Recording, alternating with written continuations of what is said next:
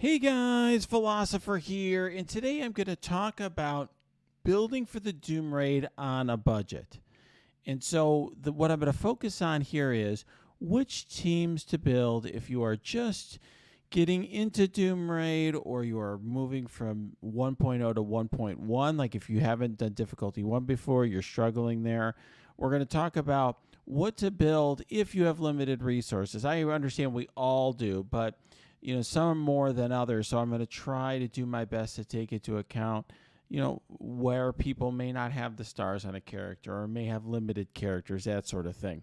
So we're going to go section by section here, and I might as well start with bio. I recently had a video talking about this, but as it stands right now, symbiotes are still raid essential. At least some mix of symbiotes are. That's just the reality of where we're at in the game right now. I appreciate some people are speculating that may change in the future, but we really don't know when that's going to happen. So certainly it's possible there may be a new legendary, could be a symbiote, could not be a symbiote. There could be a new team that displaces the symbiotes. We don't know, but what I do know is this. It doesn't look to me like Weapon X is going to be a bio team. I could be wrong, but just on the face of it, they look like Mutant, Tech, whatever you want to call them. We certainly know at least two of the members aren't bio. So we're going to be using them for the symbiotes for now. So if you're in a spot where you need to run Doom Raid now, your alliance is getting into it, you got to complete your lane. You're going to want to use Symbiote Spider-Man and Anti-Venom and Scream, I would say, at the very least. The question is, do you go full symbiotes or do you mix in other characters? And this is where I think the budget can come in. So I don't really think there's an alternative to running Symbiote Spider-Man and Anti-Venom. Scream is, I'd say, the best of the remaining symbiotes.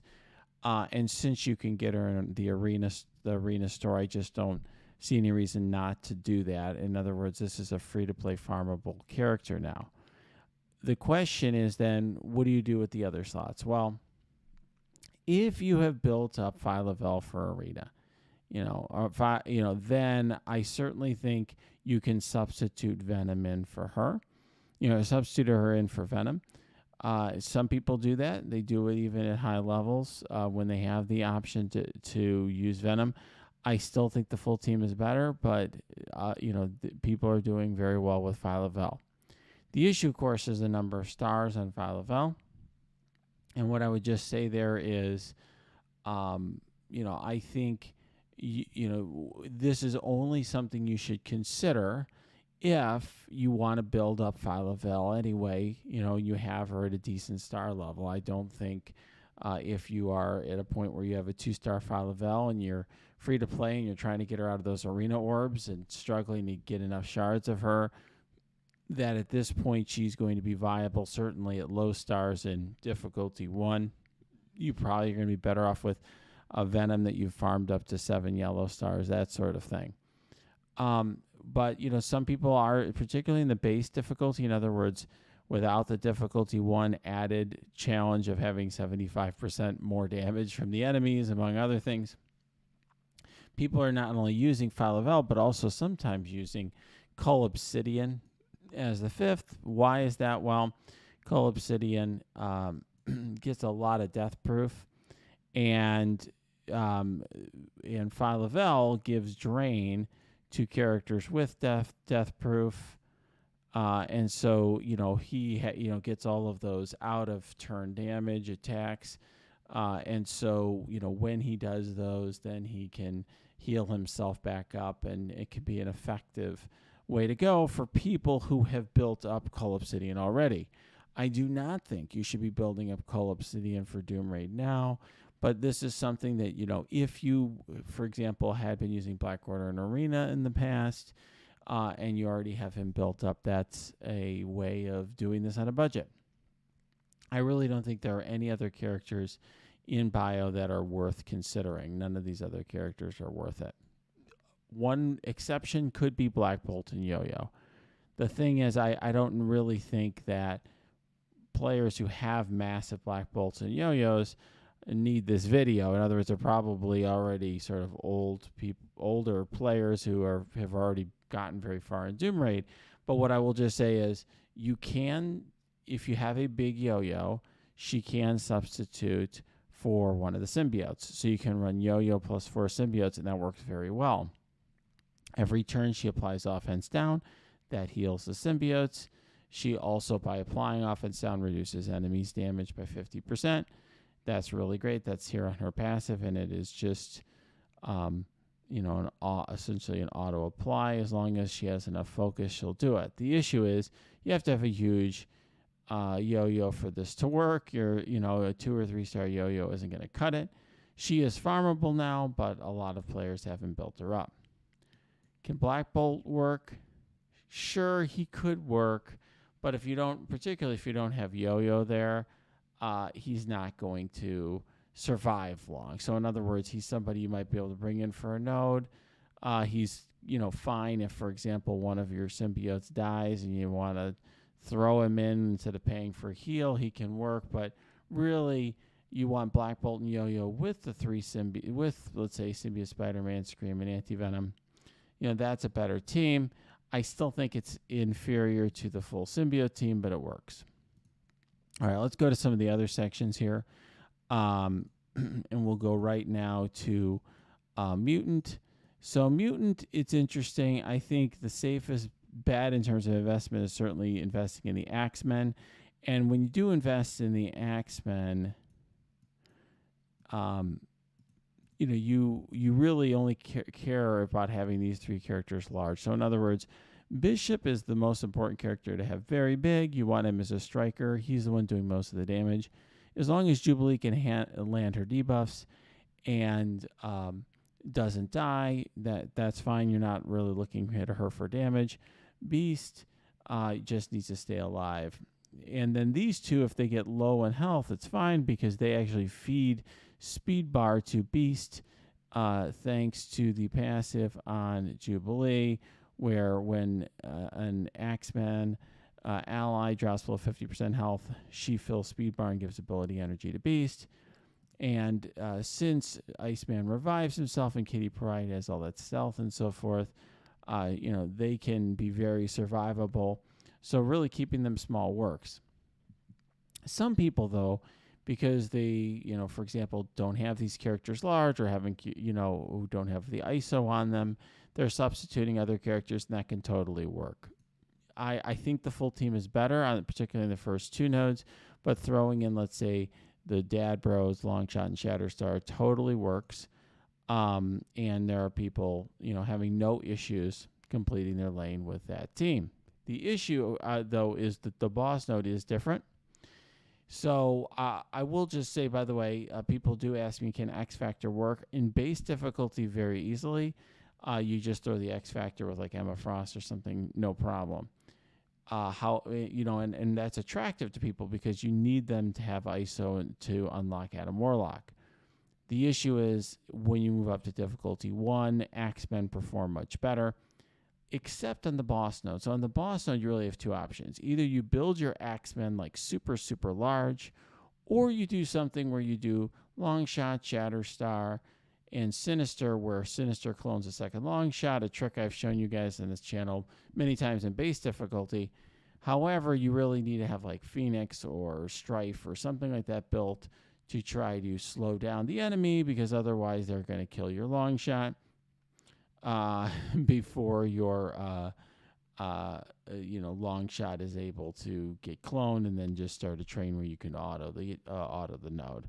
So that's going to take some trial and error. It's really going to depend on your red stars, your yellow stars, and so forth, and that's something that you're going to have to work out as an alliance in terms of who in the alliance has big enough of a team, whether it's Axemen or, which is harder to obtain, but I think is it's more efficient all around because you just invest in one team for all 3 nodes, or if you need to rely on the Dad Bros to do it. But that, is something as an alliance you work out. In other words, who has the bigger, Axeman, you can split up people on lanes. So you have one person focusing on building the mutants, one, on a lane, and the other lane mate might focus on bio or so forth to switch off. So for Mystic, the best team right now, involves Cloak. The best team is, in my mind, is Cloak, Silver Surfer, Adam Warlock, Deathpool, and Doom. Those 5. So, when Dagger comes, who's going to drop off the team? Either Adam Warlock or Silver Surfer. I think the 3 new Warriors, Cloak, Dagger, Deathpool, will certainly be on the team. Dr. Doom really seems the best to me of these 3, even though he's not a hero. I just think he brings so much to the table. As for Silver Surfer and Adam Warlock, they're both fantastic, and you certainly can get away without running, any of these others if you needed to. Although Cloak and Dagger, I think, are going to be awfully good. But here's the thing, we're talking about budget here. So what can you get away with on a budget? Well, Thanos and Ma are okay. They're way worse, particularly in difficulty 1, than the characters I just mentioned. The issue is Thanos has got very low armor. So even though he's got a massive health pool, his armor is quite low. He's kind of like a paper bag. He gets beaten up pretty easily. He'll die fairly quickly. You're kind of waiting for his ult to get off in order to heal him up. Ebony Maw, boy, I have a 6 red star, G15, everything Maw, and he dies frequently in difficulty 1. He would often get to a spot where only his death proofs for keeping him alive. As for Hela, I literally put 2, got her to level 2 blue ISO because she was dying before she took a turn sometimes on the first node. First node, Proxima would throw her spear, and she would die, right away. So I just think, putting those 2 levels on her was getting her to a point where she wouldn't quite die immediately. I guess what I would just say is these characters are an option, but they're not nearly as good, and you're going to want to replace them, and I don't think you're going to want to invest for the long run in Thanos, Maw, Hela, if you can help it. If you need to, though, if you don't have some of these top characters, Hela and Mordo are a combo that really works, particularly on the first node.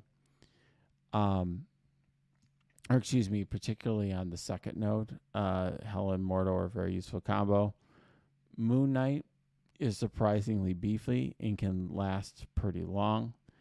Some people who are really hard up for characters will use Hela, Mordo, and Ghost Rider. I don't think Ghost Rider's worth using without both of those 2 in combination. And that's really about it in terms of what I would consider using in this section. White Tiger is just okay, really not very useful. Iron Fist, similar, not really that useful in my opinion. So that's what those are your options in Mystic. I think you just have to invest in the good characters. You're really going to want to focus on building up characters like Doom and Surfer. Because those are, I think, fairly accessible to a range of players who don't have Adam Warlock or, don't have the new Warriors at high star levels. I will say, by the way, though, Cloak, even at 4 yellow, 4 red, did very well for me. Deathpool, I don't think is a character you need to have at high stars for her to work very well either. All right, we've done Mystic. Now let's go to Tech. So with Tech, the 3 characters that matter are Kestrel and Dr. Doom in that order, although they're both super important. They carry the rest of the team. Doc Ock is the 3rd best character, and then everyone else is just support. In other words, no one else really matters that much. So you could get away with, if you have Nebula geared for your arena team, you could totally bring Nebula, and some people prefer her, even though they have all the choices. A lot of people in my alliance who have all the choices like using Nebula. I'm not as high on her as some in my alliance are, but people do. Shuri, I really like. I like the defense up. 50% reduced damage is really good. Some people prefer Minerva to Shuri. An ep in my alliance, for example, does. He likes the revives. Okay, I think on the boss node, it's hard. The revives can be a challenge because of Black Bolt, so I don't really see it. On the first 2 nodes, I don't need any help. There you go. I do use Misty Knight often on the boss node just for that ability block.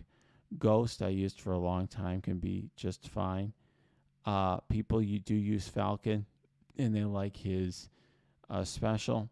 Ultron, I really haven't seen much good use for. He can be, I guess, okay if he's carried by these others, but I think his stats are just super power crept. That's the issue there. Plus, on the boss node, you have, so many dooms, and they're just very anti Ultron. It's like so many dooms, so many Black Bolts, and Black Bolt is the hard counter to Ultron. So that's just, I think, very, very tough. It just makes it very hard to use Ultron well. In my alliance, people who have lots of options aren't using their G15 5 red stars Ultrons. They're using some of these other characters instead. And I think you might as well use some of these other characters that are much newer and that you're going to gear up for other reasons, like Nebula or whatever. As for skill, I think that one has suddenly become a lot easier, right? So first of all, Kestrel's going to carry you through this. Kestrel's the most important character to gear in 4 Doom Raid period. She's the one that I would be investing red stars in. I promoted her to 7 red. The best team is going to be Captain Sam, Maria Hill, Sharon Carter, Kestrel, and anybody for the 5th. So if you in Captain Sam is working at 2 stars or 3 stars, like people who are free to play who have him at 2 yellow, 2 red are doing fine in Doom Raid with Captain Sam at 2 stars.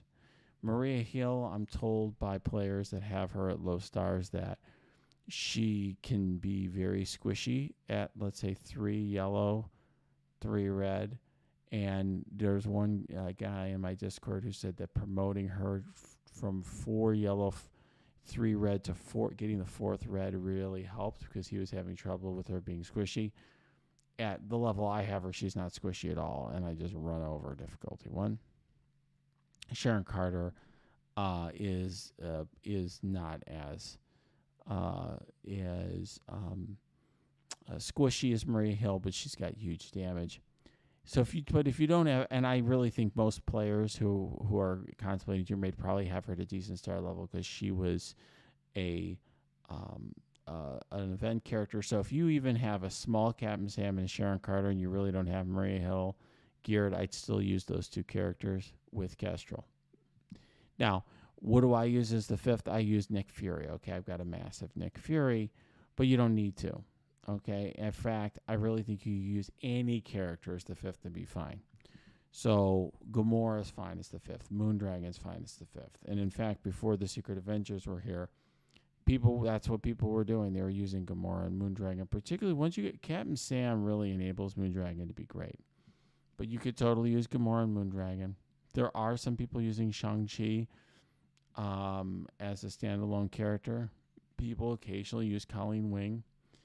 Baron Zemo is useful, but he's very brittle. He dies very easily. Black Widow can be okay if you have a kind of shield type team. So in other words, Kestrel, Fury, Widow is definitely a trio that works. Red Guardian and Night Nurse are all plug and play. They can go on any team. So if you have them built up, they're fine. Red Guardian is inferior to Captain Sam, but he's still a very good character. And I think because he's a pre-taunt, he spawns with taunt, he will have a viability in this game for a long time, have use in war and so forth. But you can, if you throw either of these characters in, they're going to, be able to survive and support the team and allow characters like Kestrel or whoever other damagers you're bringing. Sharon Carter's a great damager, or Gamora or Colleen or whomever are going to be fine.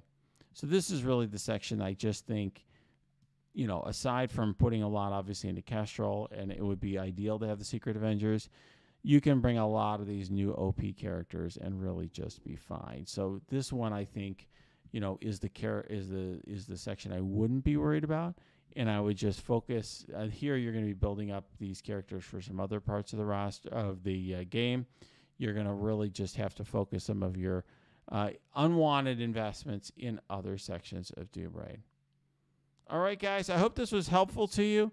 If you like this video, smash that like button, subscribe to this channel. If you got comments, leave them below or go to my Discord. That's linked below as well. And obviously, you should check out my Twitch stream. That's linked below too.